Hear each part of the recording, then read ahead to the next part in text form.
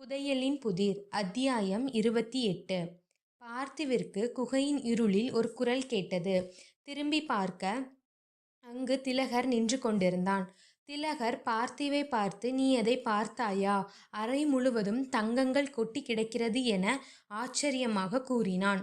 பார்த்திவ் திலகரிடம், வழியில் உனக்கு ஆபத்து எதுவும் இல்லையல்லவா என விசாரித்தான். திலகரும் இல்லை என்று கூறிவிட்டு அவன் கடந்து வந்த அறையை பற்றி பேசியபடி இருந்தான். பார்த்திவ் அந்த புதிரை யோசித்தபடி திலகர் கூறுவதை கேட்டு கொண்டிருந்தான்.